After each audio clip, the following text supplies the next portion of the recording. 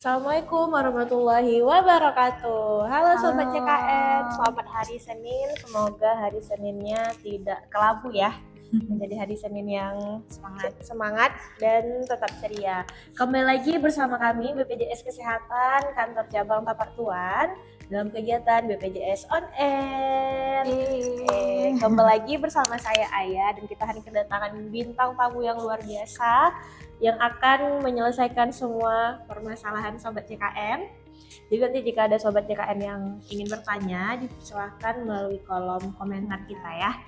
Oke, jadi hari ini kenalan dulu nih Kak. Jadi hari ini saya bersama siapa? Boleh berkenalan dulu? Oke, halo, selamat pagi Sobat JKN semua. Perkenalkan saya Zahwa dari bagian Faskes atau bagian staf kerjasama fasilitas kesehatan.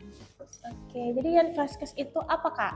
Nah, untuk Sobat JKN semua mungkin ada yang belum tahu nih ya, yang Faskes itu adalah bagian mutu pelayanan fasilitas kesehatan yang tugasnya tentunya memantau nih apakah Faskes tersebut layak untuk dikerjasamakan dengan BPJS Kesehatan sekaligus menjaga mutu layanan dari Faskes tersebut.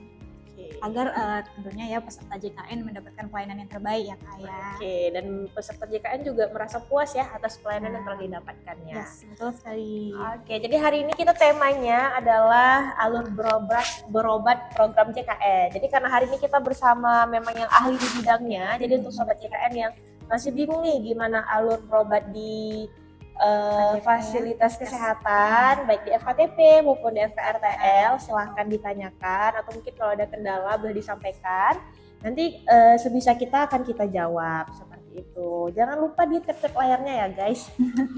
Oke, jadi ini sebelum kita mulai nih, jadi yang pertama Kak Zahwa ya.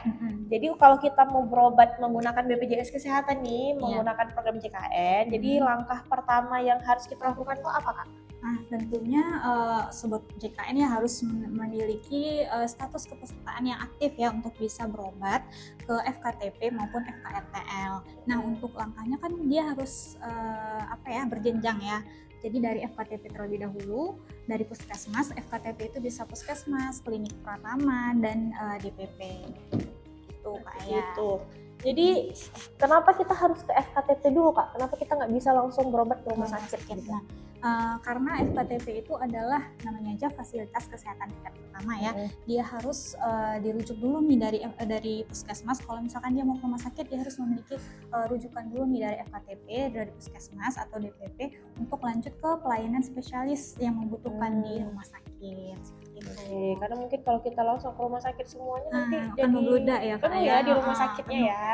Jadi mungkin kita harus ke FKTP dulu, gitu kalau misalnya memang perlu dirujuk, lanjut akan dirujuk ke rumah sakit gitu ya Kak Zahwa. Atau klinik utama. Oke, jadi contoh FKTP itu apa aja Kak? Nah, FKTP itu kan namanya fasilitas kesehatan tingkat pertama. Tentunya itu seperti puskesmas, klinik pratama, ataupun DPP atau dokter praktik mandiri. Dokter praktik pribadi ya. Oke, kemudian kan tadi kakak bilang kita kalau dari FKTP itu akan dirujuk ke rumah sakit ke FKRTL gitu ya. Apakah semua penyakit atau semua pasien itu harus dirujuk atau pasti dirujuk ke FKRTL nggak Kak? Nah, tergantung sama penyakit yang didiagnosa oleh dokternya. Kira-kira dari puskesmas nih membutuhkan pelayanan dokter spesialis. Nah, tentunya akan dirujuk ke FKRTL yang memiliki dokter spesialis yang dibutuhkan oleh pasien. Gitu. Jadi nggak semua penyakit ya Kak? Ya. Misalnya demam nih, sakit berobat ke FKTP demam, itu dirujuk nggak Kak? Kalau cuma demam biasa aja kayaknya mesti bisa ditangani oleh dokter yang ada di puskesmas. Kalau dia memang udah membutuhkan spesialis terkait mungkin demam DBD mungkin ya Kak ya, DBD yang kayak harus tes inilah ya, tes untuk membutuhkan lab gitu di rumah sakit, itu harus dirujuk ke rumah sakit. Oke, berarti nggak semua pasien itu dan nggak semua penyakit itu bisa dirujuk ke FKRTL ya. Jadi begitu Sobat JKN. Jadi kalau misalnya kita sakit biasa itu pasti harus ke FKTP dulu dan nggak semua penyakit itu akan dirujuk ke rumah sakit seperti itu. Karena rata-rata dokter di FKTP juga udah kompeten ya, udah bisa menangani sesuai Menangani. dengan kapasitasnya Betul. gitu ya. Kemudian tadi kan rujukan Kak. Jadi ketika pasien sudah dirujuk, itu rujukannya biasa berlaku berapa lama? Untuk rujukan biasanya berlaku selama 3 bulan ya, atau kira-kira 90 hari lah ya kan Kak. Untuk dari FKTP ke FKRTL. Oke. Kemudian kalau misalnya kita mau langsung ke rumah sakit nih, ada kondisi tertentu nggak yang membolehkan Membutuhkan, si ya. pasien itu bisa langsung ke rumah sakit?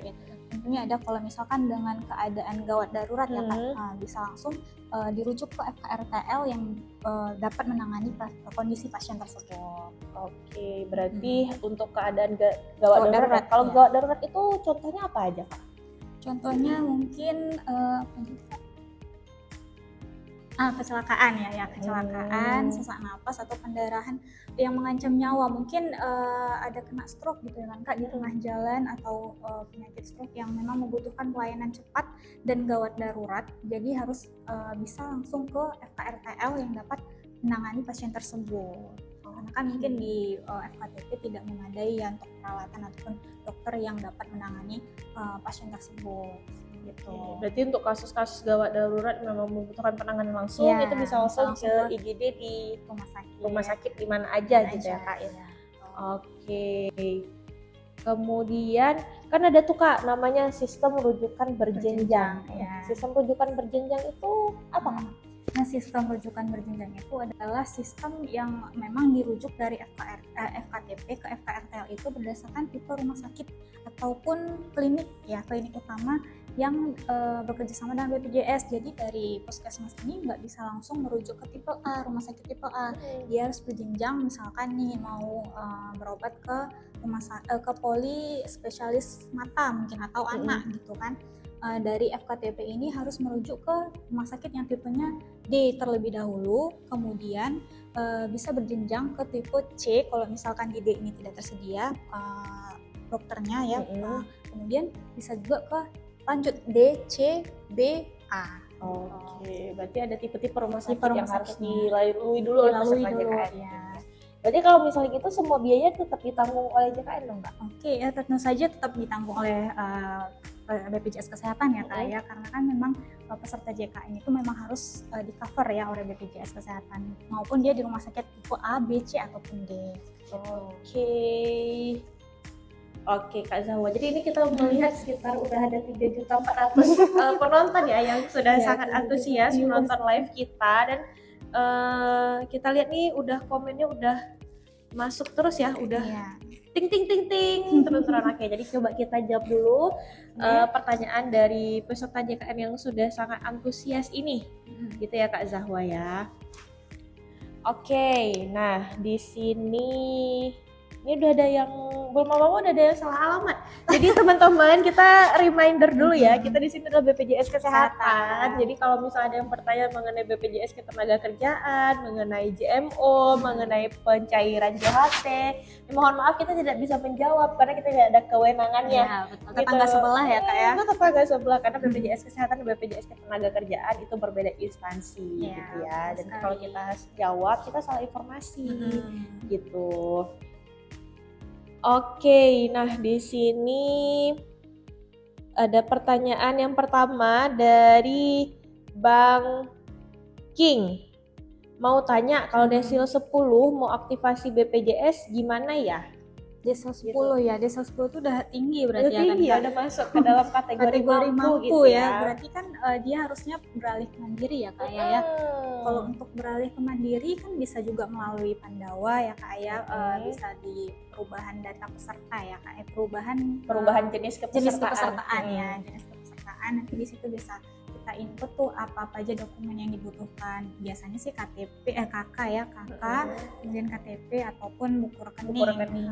Nanti setelah itu bisa diproses oleh Pandawa, nanti ada 1x24 jam mungkin ya Kak di prosesnya. Betul, jadi gitu ya Banking. Jadi kalau misalnya kita sekarang ada layanan online, ini boleh di save aja dulu nomor Pandawanya di 0811 8165 165 ataupun melalui aplikasi mobile CKN. Karena sekarang kita kalau nggak datang ke kantor itu bisa juga melalui online, lebih mudah sekarang ya. Jadi kalau magar-magar di rumah cukup save aja nomor Pandawa, nanti chat bisa aktivasi BPJS-nya melalui nomor Pandawa tersebut. Iya, betul sekali. Jadi nggak ribet-ribet ke kantor ya Kak ya.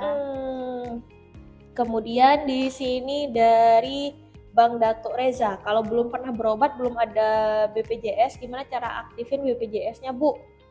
Gitu. Mungkin ini dia belum pernah mendaftar sebagai peserta JKN ya. Gitu. Jadi kalau misalnya nih kita bantu jawab ya Kak Zawa. Jadi kalau misalnya memang sama sekali belum terdaftar sebagai peserta JKN, itu kita kan ada masa tunggu 14 hari kalau misalnya memang kakaknya mau mendaftar sebagai peserta di PBPU atau Mandiri. Jadi nanti untuk aktivasinya itu ada masa tunggu 14 hari. Jadi bagusnya sebelum sakit pastikan kepesertaan JKN itu sudah aktif. Karena kalau misalnya memang sakit, takutnya kita terkendala di administrasi gitu. Ataupun nanti boleh ke kantor cabang terdekat untuk menanyakan bagaimana alur pendaftaran menjadi tanggungan pemerintah. Gitu. Kemudian ini tadi dari banyak sekali komennya nih ya Kak ya. Iya banyak sekali komennya tumpah-tumpah di komennya ya. Jadi yang belum sempat terjawab mohon maaf, kita usahakan menjawab pertanyaan semampu kita gitu ya teman-teman. Ini sambungan dari banking tadi itu karena almarhum orang tua PNS Kak. Jadi adakah cara supaya bisa daftar JKA? Tadi abangnya mau daftar ke JKA. Nah kalau mau daftar ke JKA sekarang pasca pencabutan Pergub nomor 2 tahun 2026 itu tinggal bawa kakak aja ya Kak ya? Kakak aja, betul. Jadi kalau misalnya memang abangnya itu kakak Aceh, KTP Aceh, silahkan ke kantor cabang terdekat ataupun ke Vaskes untuk kita lakukan aktivasi pendaftaran menjadi segmen JKA kembali gitu. Jadi sebenarnya kita kalau di Aceh mudah ya? Mudah, karena ditanggung oleh pemerintah Aceh. Jadi kalau pemerintah Aceh itu tanggungannya di kelas 3. Iya, kelas 3. Gitu. Oke, lanjut dari Kak Diva nih Kak Zahwa. Kalau lahiran normal di RS pakai BPJS bisa nggak? Gimana prosedurnya? Tentunya untuk lahiran normal tetap bisa kalau selama kepesertaan BPJS kakak aktif ya Kak Diva ya. Kak Diva. Ini bisa di cover oleh BPJS kalau memang kakak kepesertaannya aktif. Kemudian prosedurnya gimana Kak? Prosedurnya memang kalau kakak mau langsung ke FKTP, misalnya yang terdekat nih, Vaskes terdekat, misalkan FKTP di puskesmas atau mungkin di klinik yang terdekat dengan rumah kakak, tentunya bisa langsung mendaftarkan aja seperti biasa, berobat biasa ya, asalkan kartu BPJS-nya aktif dan dapat dilayani. Iya, yang penting kalau mau lahiran di rumah sakit bisa mau lahiran di FKTP bisa. Yang penting apa Kak? Aktif pesertaannya. Cara cek aktif atau tidaknya gimana? Dari sini bisa dari Pandawa, dari JKN, bisa ataupun di Care Center 165. Gitu ya Kak Diva. Semoga lahirannya lancar ya Kak Diva. Mungkin Kak Diva mau langsung ke rumah sakit boleh. Oke, nah sekarang kita lanjut dari Kak Rudolf PTRY. Kamu bertanya kalau denda RITL BPJS dari tempat kerja cara bayarnya gimana ya Kak?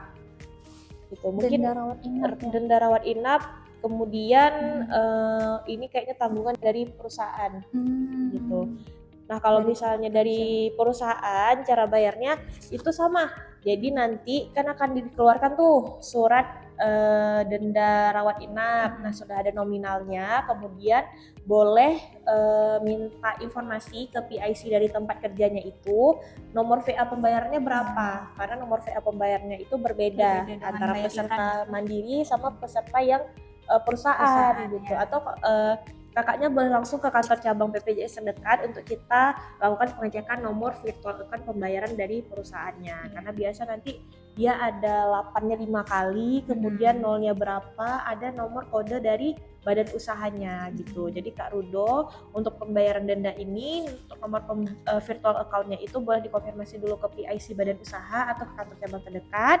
Cara bayarnya itu mudah, nanti bisa melalui kanal pembayaran bank bisa, melalui Indomaret bisa, atau melalui kanal-kanal pembayaran lainnya. Banyak ya Kak ya, dari GoPay pun bisa juga ya Kak gitu. Yang penting Kak Rudo sekarang boleh coba cari informasi nomor pembayarannya itu berapa. Gitu. Oke, kemudian dari Kak Debbie Riza. Gimana cara mengaktifkan BPJS yang udah nggak aktif? Gampang banget caranya. Pertama, kalau dia peserta mandiri, tentunya kan dia pasti ada iuran yang tertunggak ya kan Kak Aya ya. Berapa jumlah iuran yang tertunggak itu bisa juga dicek di aplikasi Mobile JKN.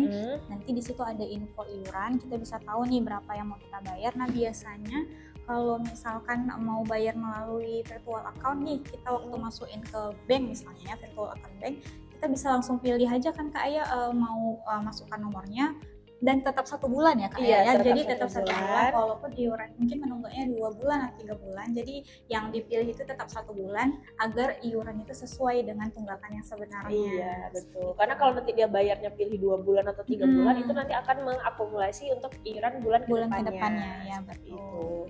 Bisa langsung dibayar kan Kak kalau sudah tahu ininya ya nomor. Tuh. Itu kalau misalnya yang mandiri. Kalau misalnya dia sebelumnya nonaktif dari PBI atau nonaktif dari perusahaan, itu pengaktifannya gimana Kak? Kalau dari PBI harus kembali ke kantor ya Kak ya, untuk diaktifkan kembali ya. Apakah dia masih bisa di segmen PBI apakah masih masuk kriterianya atau enggak?